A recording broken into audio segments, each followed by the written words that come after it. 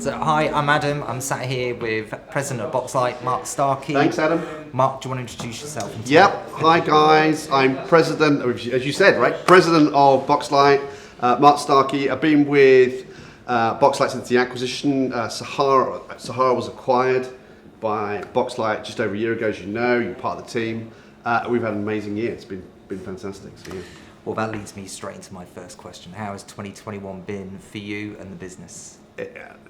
Totally phenomenal is what I'd say, right? Very simply.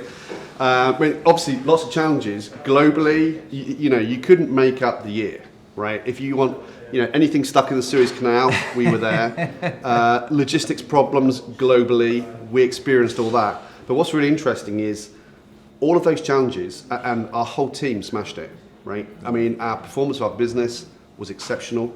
Our year-on-year growth was exceptional. The merger between Boxlight and Sahara couldn't have got any better. The whole team is still here a year on, which I think is an amazing, success for all of us. So it's been really good. Yeah, I mean, it's been an incredible journey, actually. And the one thing that I love about this business is the people that I work with. They are very talented, they're very committed and motivated. But it's also those partnerships that we have that bring so much to the party, as you know. I mean, definitely agree with you. It's about the people, right? We've got fantastic technology, but the technology is nothing without the people. We've got a great team, everyone's committed. We've got great customers, right? We really care about our customers.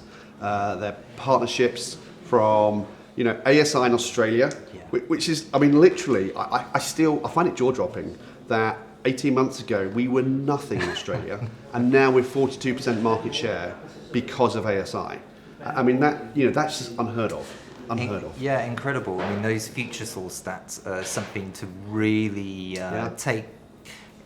It's so great when you are the growing brand, and to notice that ASI are stealing the show, and their second brand down has 10% market share. I mean, that's just one example. Australia's one example, but lots of places. I mean, obviously number one in the UK now. Fantastic result. Thank you, team. Number one in the UK. Number one in lots of places within Europe, in the Nordics in particular. Denmark, I want to call out. Denmark's had a stonking year.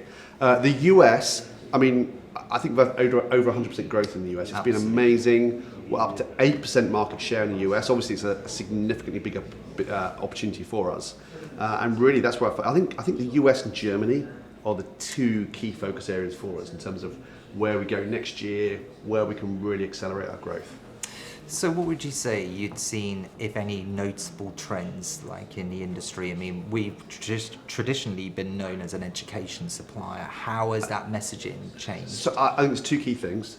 Number one is IFPDs, or interactive flat panel displays, which we have traditionally sold into education. I think you're going to start to see that bleed into the corporate market, okay? Because, we speak to lots of corporates, big banks, insurance companies, literally every single corporate entity you can think of. And they've all got lots of, I call them blank TVs in their meeting rooms. And I'm like, guys, you could have interactive screens in there for a not massively dissimilar price. And with that, you can have digital signage, you can have it incorporated into all your systems, like Zoom, like Teams, like Cisco WebEx, and that's what we can do. And I think that's the biggest change we're going to see. Is really the change that's already happening with unified communications, okay? It becoming the norm, and what people do at home, they want to be able to do it at work. Yeah. And so many of the big organizations can't do that at the moment because they're stuck in old-fashioned systems, okay? So we're going to see a huge change in corporate. Yeah, I mean, there's that old saying, isn't it? No one gets fired for buying Microsoft. But what we're seeing in those trends is people want adaptable technology to wrap around their existing systems. And do you think that that's a strength for us? Microsoft, Microsoft have done a fantastic thing. Many people have been using Teams and Zoom, and a host of other solutions. And I think that's part of what we're not saying don't use those solutions. In fact, far from, we're saying use those solutions in a very flexible way, using the technology that we have for the screens and cameras, etc. Yeah, I mean, thinking ahead to 2022, what do you foresee any challenges moving ahead, and how do you think Boxlight is well prepared to overcome I mean, well, obviously there's global challenges in terms of supply chain, chipsets. Yeah. You know, they're huge challenges. I think actually Boxlight's in a really good place. We've done really well in both EMEA and the US. In both our brands, you know, our Mimeo brand's done fantastically well, and we're making sure that we've got really good product supply in the US and in EMEA and in the rest of the world. So product supply, I think, is our number one challenge. I think we're in a really good place there. The market is going to continue to accelerate. Okay, this is the beginning of, I think, a significant change in our business that's going to happen in the next 5 years. Yeah, I mean, we've enjoyed phenomenal success in 2021. I mean, if you'd asked me that in March 2020, I would have laughed you out the park because no one knew what was happening at the state of the world. And we still don't to some extent. But I feel like we are moving in the right direction. Yeah, I mean, look, and that innovation is certainly part of our story. Yeah, I mean, look, I joined your business 8 weeks before lockdown, right? And everyone panicked. Everyone was like, what's going to happen, Mark? And do you know what's really interesting is we accelerated. That's what happened, right? We didn't furlough a single person. We doubled down on our business. When everyone else was going into furlough and lockdown, we accelerated.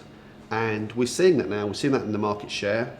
Our business, you know, the profitability of our business is growing significantly. Absolutely, and I think you can attribute that to that continued investment that we continued in 2020 for colleagues and opening spaces like this here in London, Edinburgh, Leeds, and around the world.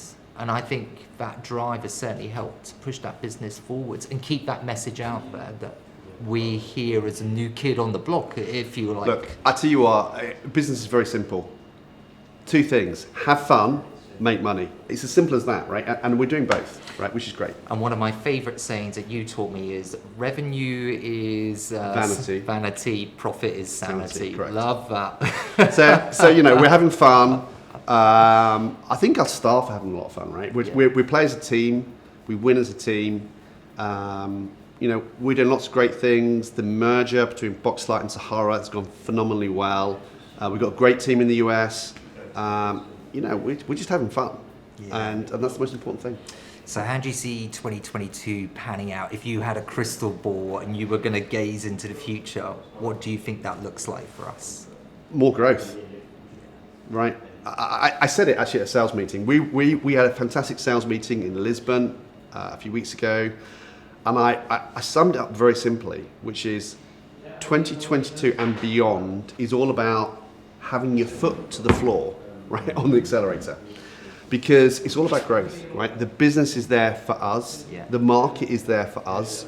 We're in a very strong position. I think we can take more market share. Yeah, absolutely. I honestly think we're on the cusp of something really amazing here, and we know it, and we're taking it to the market, and I think there's a real positive story there, and I totally believe in what we do, and all our industry partners and colleagues there. Everybody's got a part to play in this and listen, for any of our partners or customers in Europe, in EMEA, in the UK, please feel free, come and join us at our London showroom. Yes. It's here for you guys, right? It's here for you to share with your customers and show them what we can do together. So come and join us. Yeah, and people can see us coming up. We're at BET in January, Europe's biggest education show. We have a big stand there. Come and see our solutions for technology. And again, at ISE, we're talking communications collaboration with that digital signage and UC story, and how we can wrap around your current setup. So that's some really big things coming up. We've got huge shows, obviously, with BET. We've got stuff happening in the US. We've got some significant events happening in the US as well. Yeah, we kick off with TCA in Texas. Yep. We've got some huge events with some of our key partners over in the US, which will be key as well. So, you know, some really interesting things happening. It's going to be a busy start to Q1. It's going to be very busy. And we've got lots of new products launching as well, which, you know, we're really excited about. Yep.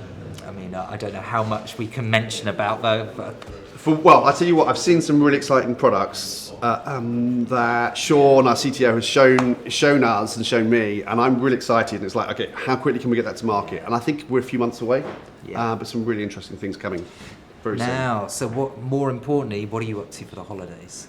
So family time. Obviously, Christmas is all about kids and family. So I'm there, the three children, we'll be spending Christmas together. We're not going away, we're not travelling.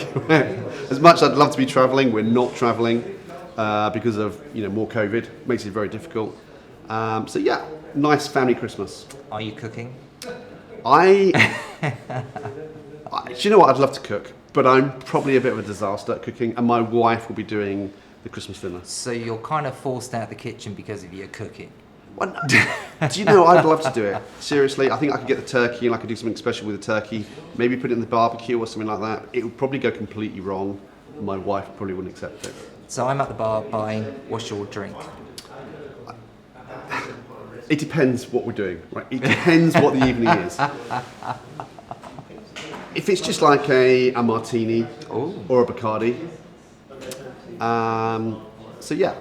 Or a red wine, right? It could be a lovely red wine. Oh, do you know, I once had a dirty martini in New York, and this poor barman said, "Are you sure you really want that?" And I was like, "Yeah, I keep seeing it on this TV program. I want to try this." And I had one sip, and it was absolutely disgusting. I was promised the world; it didn't deliver much. Yeah, Mark, thank you. Listen, it's been great, and listen, thank you to all of our customers, our partners. We couldn't have done any of this without you. So genuinely, it's down to you guys. So thank you very much. Thank you, Adam. Thank you.